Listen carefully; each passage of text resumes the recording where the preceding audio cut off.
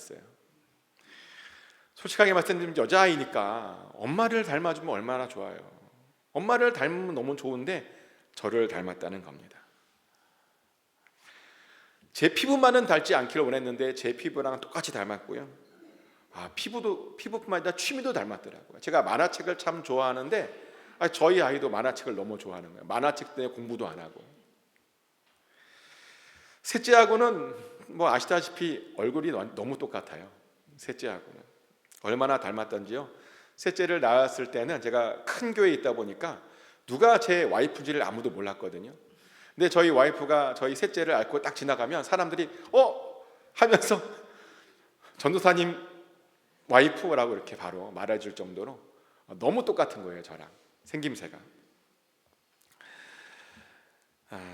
지금도 보면 셋째는요 아직도 저랑 이마가 똑같고요, 눈썹도 똑같고 막 저한테 화를 내요. 왜 아빠는 눈썹이 없어갖고 자기도 왜 눈썹이 없냐고, 자기 어떻게 하면 좋겠냐고.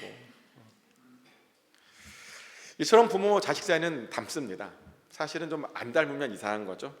안 닮으면 사실은 더 불안한 거죠. 실제로 어떤 사람은 너무 안 닮아서 병원에 갔더니 바뀌었다라는 그런 이야기도 듣죠. 그리고 안 닮으면 이상하게 서운해하는 것 같기도 합니다. 저희 와이프가요 굉장히 서운해요. 왜 안 닮았냐고, 자기는 배만 빌려줬다고, 렌트값 내라고. 근데 오늘 본문을 보면요 예수님도 하나님 아버지를 닮으려고 굉장히 노력하는 모습을 보게 됩니다. 얼마나 닮으려고 노력하는지 예수님께서 이렇게 말까지 하세요. 요한복음 5장 19절 말씀인데요, 그러므로 예수께서 그들에게 이르시되 내가 진실로 진실로 너에게 이르노니 아들이 아버지께서 하시는 일을 보지 않고는 아무것도 스스로 할 수 없나니 아버지께서 행하시는 그것을 아들도 그와 같이 행하느니라. 아멘. 예수님께서 하시는 말씀이 자신의 아버지께서 보여주시는 일을 한답니다. 그것을 보여주지 않으면 절대로 하지 않는다라고 말을 합니다. 그냥 자기는 아버지를 따라할 뿐이라는 겁니다. 그런데 예수님께서 왜 이런 말씀하셨다고요? 자녀는 당연히 부모님을 닮아야 하기 때문입니다. 닮아야 합니다. 근데 어떤 사람이 이걸 보고 이런 얘기를 하더라고요. 아니 아무리 그래도 그렇지 예수님도 하나님이신데 어떻게 자기 마음대로 할 수 있는 게 없냐. 그렇지 않아요? 예수님도 하나님이십니다. 성자 하나님이십니다. 심지어 요한복음에 보면요 하나님과 함께 세상을 창조하셨다고 이렇게 말씀하고 있죠. 요한복음 1장 2절 3절 말씀입니다. 그가 태초에 하나님과 함께 계셨고 만물이 그로 말미암아 지은 바 되었으니 지은 것이 하나도 그가 없이는 된 것이 없느니라. 아멘. 예수님께서요 태초부터 함께 계셨답니다. 하나님과 함께 세상을 지으셨답니다. 지으신 것들이요 하나도 그가 없이는 된 것이 없었다라고 말을 하고 있습니다. 이렇게 요한복음은 예수님도요 창조주 하나님이다라고 말씀하고 있는데, 그러면서 이 창조 가운데 간섭하시고 개입하시고 함께 하셨다고 말씀하고 있는데, 그런데 그런 예수님께서 뭐라고 말씀하시냐면 자기가 스스로 아무것도 하지 않는답니다. 하나님께서 그 아버지께서 보여주신 것만 하고 있을 뿐이랍니다. 왜요? 아버지를 닮아야 하기 때문에요. 무조건 아버지를 닮아야 하는 자녀이기 때문에 그렇게 했다라고 이야기합니다. 그런데 예수님만 자녀가 아니죠. 여기에 모인 우리 모두도 하나님의 자녀인 것을 믿으시기 바랍니다. 아멘. 감사하게도 예수님의 십자가 덕분에 우리도 하나님의 집에 양자로 들어가 있습니다. 로마서 8장 14절 15절 말씀이죠. 무릇 하나님의 영으로 인도함을 받은 사람은 곧 하나님의 아들이라. 너희는 다시 무소하는 종의 영을 받지 아니하고 양자의 영을 받았으므로 우리가 아빠 아버지라고 부르짖느니라. 아멘. 예수 그리스도 안에 있다 보니 우리도 양자의 영을 받았답니다. 우리들도 하나님의 자녀라는 겁니다. 더 이상 주인을 무서워하는 종이 아니라요 예수님처럼 하나님을 아빠 아버지라고 부를 수 있는 그런 하나님의 자녀라는 겁니다. 우리에게요 영적인 아버지가 그렇게 새로 생긴 겁니다. 그러면 마땅히 우리들도 예수님처럼 살아가야 되죠. 아무것도 스스로 하지 말고 하나님께서 보여주신 대로 살아가야 됩니다. 맏아들이신 예수님께서 하나님께 하고 하나님을 위해서 하는 그 일들을 우리도 보고 거기에 참여해야 된다는 겁니다. 그리고 그러려면요, 예수님처럼 하나님께서 무엇 하고 계신지, 어떤 일을 하고 계신지 잘 봐야죠. 잘 봐야 하는 겁니다. 그것이 자녀된 사람의 중요한 의무죠. 하지만 많은 사람들이 이것을 잘하지 못해요. 봐야 하는데 잘 안 봅니다. 그러면서 이런 생각을 해요. 아우, 나는 진짜 자녀가 아니라 양자라고. 그러니 대충 비슷하게 살아도 되지 않겠냐고, 좀 다르게 살아도 되지 않겠냐고, 양자니까, 친자가 아니니까 그런 말을 해요. 근데 고대 사회에도 이런 사람들이 많았대요. 고대 사회의 특징은 뭐냐면 아들이 아버지의 가업을 물려받는 거였죠. 그래서 아버지는 그 아들에게 기술을 전수시켜 주려고 항상 그 자기가 하는 일을 보여줬고 가르쳤습니다.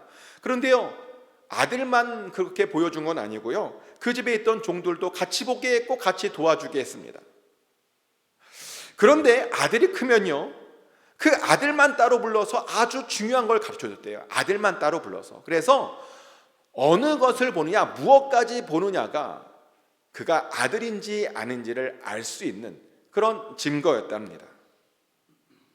그런데요, 어떤 종이 그 주인의 양자가 되었대요. 주인의 아들이 없다 보니 어떤 종이 정말 감사하게도 은혜 가운데 그 주인의 양자가 되었답니다. 그래서 그 주인이 그 양자된 아들을 불러서 아주 중요한 기술을 그에게 보여주죠. 그 방법대로 똑같이 해보라고 시켰답니다. 과거에는 종이었지만 이제는 아들이니까 똑같이 해보라고, 이것은 반드시 똑같이 해야 되는 것이라고 주의까지 지면서 시켰답니다. 그런데요, 그 양자된 종이요, 그냥 양자된 것에만 만족하며 살았답니다. 그래서 그 아버지가 똑같이 하라고 하는데도 똑같이 못했답니다. 여전히 아들이 아닌 종처럼 그냥 중요하지 않은 일들만 하며 살기를 원했다는 겁니다. 처음에는 이해해 줬어요. 왜냐하면 종이었다가 양자가 되었으니까 뭐 못할 수도 있죠. 처음에는 그럴 수 있다고 생각했습니다. 그런데요, 문제는 이 양자된 종이요, 계속 그렇게 종으로서의 삶만 살고 싶어 한다는 겁니다. 변하지 않고요, 똑같이 아버지를 보고 따라야 되는데 따라하지 못하는 겁니다. 그래서요, 결국에는 그 아버지가 포기하고 그 양자되었던 종을 그 양자의 지위에서 다시 무르죠. 다시 종으로 그렇게 살라고, 그렇게 원하는 그 종으로 살라고 그렇게 그 양자의 지위를 없애버렸다는 겁니다.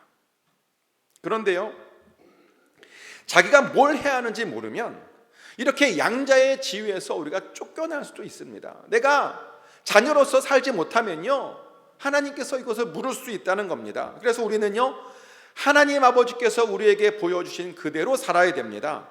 우리에게 보여주신 그대로 행해야 된다는 겁니다. 예수님도 그러셨다니까요.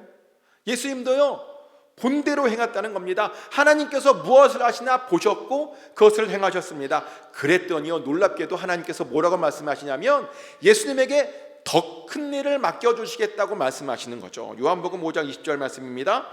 아버지께서 아들을 사랑하사 자기가 행하시는 것을 다 아들에게 보이시고 또 그보다 더 큰 일을 보이사 너희로 놀랍게 여기게 하시리라. 아멘. 하나님께서 예수님에게 다 보여주셨답니다. 그런데요, 그것으로 끝나는 게 아니라 더 큰 일을 보여주시겠답니다. 예수님께서 하나님을 잘 따라하다 보니 이제는 더 큰 일도 하게 하시겠다는 겁니다. 그래서 그 일들로 사람들을 놀라게 하시겠다라고 말씀하십니다. 여기서 말하는 더 큰 일이란 어떤 일이냐면 그 다음 절을 읽어보면요, 자기가 원하는 자들을 죽음 가운데서 구원하는 일을 말합니다. 하나님께서도 죽은 자들을 구원하셨죠. 그런데 예수님께서도 죽은 자들을 구원하시겠다, 구원시키게 하겠다라고 하나님께서 약속해 준 겁니다. 이것은 단순히 요한복음 11장에 나오는 나사로를 살리는 그런 일이 아닙니다. 물론 나사로의 부활을 통해서 많은 유대인들이 놀라고 아주 그 사회가 되게 놀래했는데, 그런데 이 말씀은 뭐냐면 영적으로 육적으로 죽은 사람들을 예수님을 통해서 구원시키겠다라고 하는 그런 말씀이죠. 예수 그리스도의 십자가를 통해서 우리 모두를 구원시켜 주시겠다는 겁니다. 그리고 그것을 통해서 이 세상을 놀라게 하시겠다라고 하는 아주 놀라운 말씀이죠. 실제로요, 예수 그리스도의 십자가는 사단을 놀라게 했습니다. 근데 사단만 놀란 것이 아니고 모든 피조물들이 그 예수님의 십자가를 통해서 놀라했습니다. 어떻게 이런 일이 있을 수 있을까? 어떻게 친히 하나님께서 우리 가운데 오셔서 우리를 위해서 죽을 수 있는 건가? 그런데요, 그렇게 큰 일을 하신 예수님께서 뭐라고 말씀하셨는지 아십니까? 우리들은 예수님보다 더 큰 일을 하게 될 것이랍니다. 요한복음 14장 12절 말씀이죠. 내가 진실로 진실로 너에게 이르노니 나를 믿는 자는 내가 하는 일을 그도 할 것이요 또한 그보다 큰 일도 하리니 이는 내가 아버지께로 감이라. 아멘. 우리도요, 예수님처럼 큰 일을 할 수 있답니다. 예수님보다요 더 큰 일을 하게 될 것이라고 예수님께서 말씀해 주셨습니다. 얼마나 복된 소식입니까? 우리가 큰 일을 한다니까 뭐 놀래지도 않으시나 봐요. 이런 대단한 이야기를 들어도. 그래서 우리들은요, 큰 일을 할 준비를 하며 살아야 됩니다. 그리고 그러려면 하나님의 일들을 잘 봐야 됩니다. 그리고 잘 보고 잘 따라하면 됩니다. 자녀라고 말만 하지 말고 정말 잘 보고 하나님께서 뭘 하시나 그것을 따라하면 되는 겁니다. 보여주지 않은 엉뚱한 일을 하면 안 된다는 겁니다. 근데 이렇게 말했더니 어떤 사람들은 아니 자기가 본 게 없어서 아버지께서 아무것도 보여주지 않아서 못하고 있는 것 같다고, 그럼 보여주면 할 텐데, 그런 말을 하는 분들도 있어요. 어떤 목사님 아들이 그랬어요. 그 목사님은 굉장히 훌륭한 분이셨습니다. 교계에 큰 영향력을 끼치셨고 큰 교회를 세우셨고 많은 사람들을 하나님께로 인도하신 분이셨습니다. 근데요, 그분의 아들은 그렇지 못했습니다. 아들인데 그 아버지랑 정반대로 사는 거예요. 그 아버지는 한국 교회에 큰 영향력을 주었는데 그 아들은 세상 문화에 큰 영향력을 주었고요. 아버지는 소외된 사람들을 이끌었는데 돌보았는데 그 아들은 오히려 사람들을 소외시켰답니다. 아버지는 어려운 사람들을 도왔는데 그 아들은 사람들을 더 어렵게 만들었답니다. 아버지는 많은 병자를 고쳤는데 그 아들은 사람들을 병나게 만들었대요. 화병에. 아버지는 많은 사람들을 하나님께 인도했는데 그 아들은 많은 사람들을 하나님께로부터 떠나가게 만들었답니다. 항상 그렇게 아버지랑 반대되는 일을 했대요. 목사님 아들인데. 그래서 사람들이 어떻게 아들이 돼서 그렇게 아버지를 안 닮을 수 있느냐라고 그렇게 말했는데 그 아들이 그런 말을 해요. 왜 못하냐면 아버지에게 본 게 없어서 그렇대요. 아버지가 맨날 교회 와서 살다 보니까 아버지를 본 적이 없대요. 자기는 아버지는 교회를 가정보다 더 사랑하다 보니까 본 게 없대요. 자기도 아버지를 교회에서만 봤대요. 예배 시간에만 봤대요. 이런 말을 하는 거예요. 그래서 따라할 수 없었다고. 참 가슴 아픈 이야기죠. 그 아버지도 나중에 그 이야기를 듣고 굉장히 가슴을 쳤는데 얼마나 가슴 아프겠어요. 보여줬는데 못 봤다 그러니까, 교회에서 봤다 그러니까 얼마나 가슴 아팠겠어요. 그래서 그분이 아무래도 자신은 실패한 목회자 같다. 큰 교회 세우면 뭐하냐, 자식을 잘못 가르쳤는데 실패한 사람 같다고 하는 그런 고백을 본 적이 있습니다. 그런데 아버지가 보여줬어요. 교회에서 보여줬습니다. 예배 시간에 보여줬어요. 왜 못 봤다고 그러는 겁니까? 보여줬다니까요. 그리고 하나님은요, 우리에게도 보여주고 계십니다. 성경을 통해서 보여주고 계십니다. 지금도 살아 역사하셔서 우리 가운데 좌정하시고 우리 가운데 보여주고 계십니다. 아멘. 실제로 우리가 성경을 읽다 보면요, 성경에 하나님의 일들이 굉장히 많이 나옵니다. 하나님께서 과거에 무엇을 하셨고 그리고 지금은 무엇을 하고 계시고 앞으로 무엇을 하실지 성경에 굉장히 자세하게 구체적으로 나와 있다는 겁니다.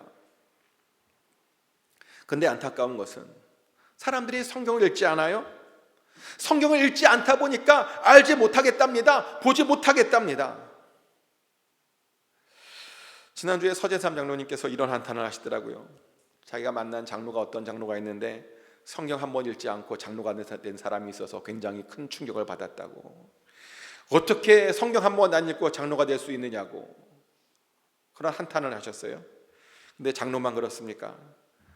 권사님도 보면 성경 한 번 읽어보고 권사님 된 분들 많더라고요. 저는 이런 목사님도 봤어요. 성경 한 번도 제대로 읽지 않았는데 목사님 된 분들도 있더라고요. 비행기 타다가